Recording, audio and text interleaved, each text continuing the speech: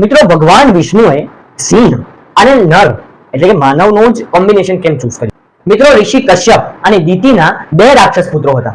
જે મિત્રો હિરણ્યકશ્યપુના તપનું જે તેજ હતું એનાથી ચારે દિશાઓમાં અને ત્રણે લોકોમાં દેવતાઓ, મનુષ્ય, પશુ બધા ડરી ગયા અને એણે ઘણા બધા પ્રયત્નો કર્યા પ્રહલાદજીને મારી નાખવાના. જેમ કે મિત્રો સતયુગ, ત્રેતાયુગ, દ્વાપર યુગ આ બધા યુગોના કમ્પેરિઝનમાં આપણે બેસ્ટ યુગમાં છે.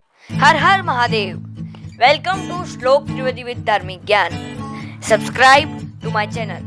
નમસ્કાર, રાધે રાધે. હું શ્લોક ત્રિવેદી. મિત્રો આજે હું તમને જણાવીશ ભગવાન વિષ્ણુના 24 અવતારમાંથી ચોથા અવતાર નરસિંહ અવતાર વિશે. નરસિંહ અવતાર ભગવાન વિષ્ણુએ શા માટે લેવો પડ્યો હતો એ વિશે ફૂલ સ્ટોરી હું તમને આ વિડીયોમાં જણાવીશ. મિત્રો રિસેન્ટલી એક મૂવી આવ્યું છે જેનું નામ છે મહા અવતાર નરસિંહ. આ મૂવી જેણે જોયું છે કોમેન્ટમાં જરૂરથી જણાવજો કે કેવું લાગ્યું મૂવી. અદ્ભુત મૂવી છે. જેનઝી જનરેશન, યંગ જનરેશન આ મૂવી જોવા જેવું છે.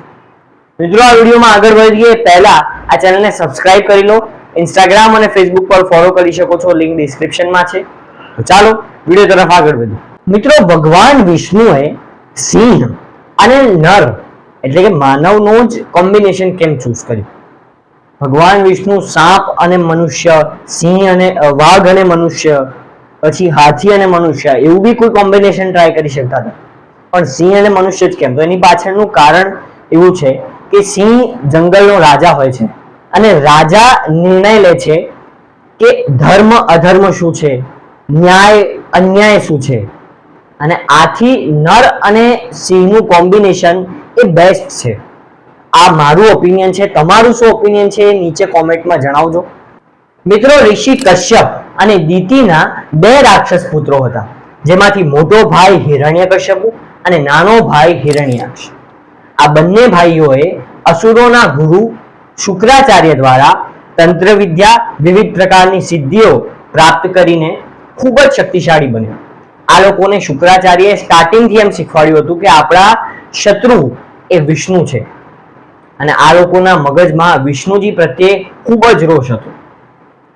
ભગવાન વિષ્ણુએ વરાહ અવતાર લઈને હિરણ્યાક્ષનો વધ કર્યો. હવે આ વધ કેમ કર્યો આ વિશે ડિટેલ સ્ટોરી જાણવી હોય તો કોમેન્ટમાં જણાવજો. એના પર હું સ્પેશિયલ વિડીયો બનાવીશ. આ વિડીયોના ટોપિક તરફ આવીએ કે જ્યારે હિરણ્યકશ્યપુને આવું ખબર પડી કે મારા ભાઈને વિષ્ણુ ભગવાને મારી નાખ્યો છે, ત્યારે એ ખૂબ જ રોષમાં આવી ગયો અને અસુર સભાને સંબોધીને બોલ્યો કે વિષ્ણુના જેટલા બી ભક્ત હોય એને મારી નાખો, જેટલા બ્રાહ્મણ યજ્ઞ કરતા હોય, કર્મકાંડ કરતા હોય, ભક્તિ કરતા હોય એને મારી નાખો. અને અસુરોએ ચારે તરફ ત્રાહી ત્રાહી મચાવી દીધી. લોકોના ઘર સળગાવી નાખ્યા, વિષ્ણુ ભક્તોને મારી નાખ્યા. મિત્રો એક સમય બાદ હિરણ્યકશ્યપુને એમ લાગ્યું કે મારે ભગવાન બનવા માટે તો હજી વધુ શક્તિઓ અને વિવિધ સિદ્ધિઓની જરૂરત પડશે. આથી એણે મંદરાચલ પર્વત ઉપર ગયો અને એક અંગૂઠા પર ઊભો રહીને બ્રહ્માજીની તપસ્યા શરૂ કરી. આ જ સમયે તેની પત્ની કયાધુના પેટમાં બાળક હતું. આ વાત જ્યારે ઇન્દ્રજીને ખબર પડી ત્યારે તેમણે વિચાર્યું કે આ અસુરોની કુળ આગળ ના વધે એ માટે હું કયાધુનું અપહરણ કરું. અને અપહરણ કરીને જ્યારે લઈ જતા હતા ત્યારે રસ્તામાં તેમને નારદ મુનિ મળ્યા અને નારદ મુનિએ કહ્યું કે આ વાત ખોટી છે, આવું ના કરાય અને હું કયાધુને મારા આશ્રમમાં લઈ જઉં છું. ત્યારે નારદ મુનિ કયાધુને આશ્રમમાં લઈ ગયા અને 9 મહિના તેમને સારી સારી ભગવાનની ભક્તિ, પછી ભક્તિ લીલા આ બધી વસ્તુઓ વિશે વાત કરવા માંડ્યા. હવે મિત્રો જ્યારે બાળક પેટમાં હોય છે ત્યારે ફિટસનો આકાર આપણા મનુષ્ય કાન જેવો હોય છે. આથી બાળક સારી ખરાબ જે આપણે વાત કરતા હોઈએ એ એબ્ઝોર્બ કરે છે અને પ્રહલાદજીએ આ સારી ભક્તિભાવ વાળી વાતો એબ્ઝોર્બ કરી. એક બીજું ઉદાહરણ આપું તો મહાભારતમાં અભિમન્યુ જ્યારે પોતાની માતાના ગર્ભમાં હતો ત્યારે તેમણે ચક્રવ્યૂહમાં કેવી રીતના અંદર જવું એ શીખ્યું હતું. મિત્રો હિરણ્યકશ્યપુના તપનો જે તેજ હતો એનાથી ચારે દિશાઓમાં અને ત્રણે લોકોમાં દેવતાઓ, મનુષ્ય, પશુ બધા ડરી ગયા અને દેવરાજ ઇન્દ્ર તો ખાસ કરીને કે મારું આ ઇન્દ્રાસન જતું તો નહીં રહે ને આટલા બધા તપની ઉર્જાથી, આ મારું ઇન્દ્રાસન લઈ તો નહીં લે. આવું દર વખતે ઇન્દ્રદેવને હોય જ છે કે મારું આ કોઈ લઈ ના જાય ઇન્દ્રાસન. અને આ ડરથી એ બધા બ્રહ્માજી પાસે ગયા અને કહ્યું કે હવે આને દર્શન આપી દો અને તપની ઉર્જા બહુ સ્ટ્રોંગ છે. તો બ્રહ્માજીએ ત્યારબાદ હિરણ્યકશ્યપુને દર્શન આપ્યા અને કહ્યું કે માંગ, તારે જે વરદાન જોઈતું હોય હું આપું છું. ત્યારે હિરણ્યકશ્યપુએ માંગ્યું કે મને ના કોઈ દિવસે મારી શકે, ના રાત્રે, ના કોઈ આકાશમાં, ના કોઈ પૃથ્વીમાં, ના કોઈ અસ્ત્રથી, ના શસ્ત્રથી, ના નર, ના પશુ, ના ઘરની અંદર, ના ઘરની બહાર, કોઈ પણ પ્રકારે મને કોઈ મારી ના શકે. હવે મિત્રો, આટલા બધા તપ કર્યા પછી બી હિરણ્યકશ્યપુએ માંગ્યું એકદમ ફાલતુ વસ્તુ કે મને કોઈ મારી ના શકે. કેમ? કારણ કે મારે કમ્પીટ કરવું છે ભગવાન વિષ્ણુ જોડે. એટલે એની વિચારધારા અસુરી અને બહુ વાહિયાત હતી, બહુ ખરાબ હતી. એ પોતાના પુત્રને, સગા પુત્રને પોતાના ઈગોના કારણે મારવા જતો હતો. એટલે આવું કોઈ રાક્ષસ જ કરી શકે. મિત્રો, હિરણ્યકશ્યપુને આ વરદાન મળ્યા પછી એ બમણા વેગથી હરિભક્તો અને સત્કર્મો પર અટેક કરવા માંડ્યો. એ લોકોને હેરાન કરવા માંડ્યો અને કહેવા માંડ્યો કે હું જ ભગવાન છું, મારી પૂજા કરો.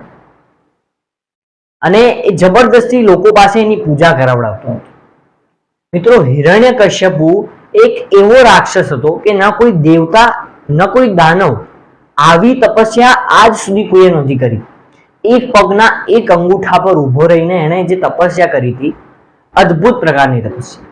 મિત્રો, હિરણ્યકશ્યપુના ગુરુકુળની અંદર એવું શીખવાડવામાં આવતું હતું કે વિષ્ણુ ભગવાન એ આપણા શત્રુ છે, જ્યારે આપણા ભગવાન એ હિરણ્યકશ્યપુ છે.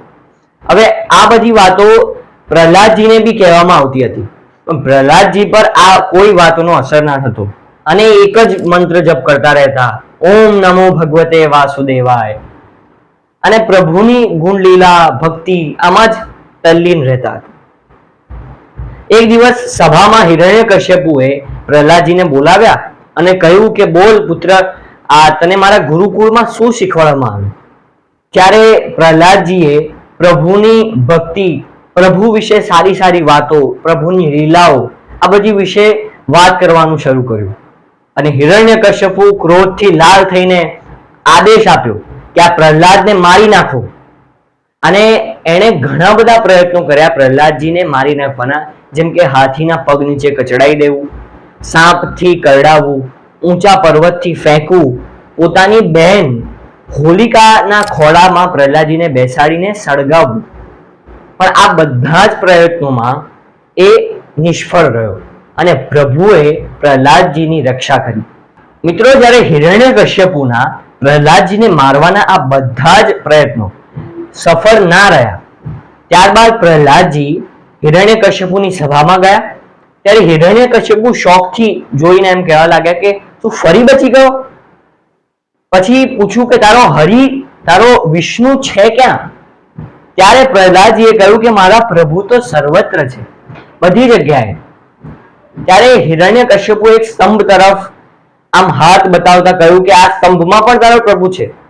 ત્યારે વિશ્વાસ સાથે પ્રહલાદજીએ કહ્યું કે હા. ત્યાં એ જ સમયમાં ભગવાન નરસિંહ એ સ્તંભને ફાડીને બહાર આવ્યા અને હિરણ્યકશ્યપુનો વધ કર્યો. મિત્રો, સતયુગ, ત્રેતાયુગ, દ્વાપર યુગ, આ બધા યુગોના કમ્પેરિઝનમાં આપણે બેસ્ટ યુગમાં છે. હવે હું કેમ કહું છું એનું કારણ છે કે સતયુગ, ત્રેતાયુગ, દ્વાપર યુગ, આ બધા યુગોમાં બધા લોકો હજારો વર્ષોની તપસ્યા કરતા હતા અને પછી એ ભગવાનને પ્રાપ્ત કરતા હતા. જ્યારે આપણે ખાલી માત્ર નામ જપથી જ ભગવાનને પ્રાપ્ત કરી શકીએ છીએ. તો આપણે એક સારી કન્ડિશનમાં છે કે ખાલી નામ જપથી આપણે ભગવાનને પ્રાપ્ત કરીશું. મિત્રો, એ સાથે જ મારો આ વિડીયો અહીંયા એન્ડ થાય છે. જો તમને મારો આ વિડીયો પસંદ આવ્યો હોય તો આ વિડીયો પર લાઈક કરજો. ચેનલ પર જો નવા હોય તો ચેનલને રેડ કલરના સબસ્ક્રાઇબ બટન પર ક્લિક કરી સબસ્ક્રાઇબ કરી દેજો. મને ઇન્સ્ટાગ્રામ અને ફેસબુક પર ફોલો કરી શકો છો, લિંક ડિસ્ક્રિપ્શનમાં છે. મારી બીજી ચેનલ, હિન્દી ચેનલને બી સબસ્ક્રાઇબ કરો, લિંક ડિસ્ક્રિપ્શનમાં આપેલી છે. બીજા વિડીયો મળીશ, ત્યાં સુધી રાધે કૃષ્ણ.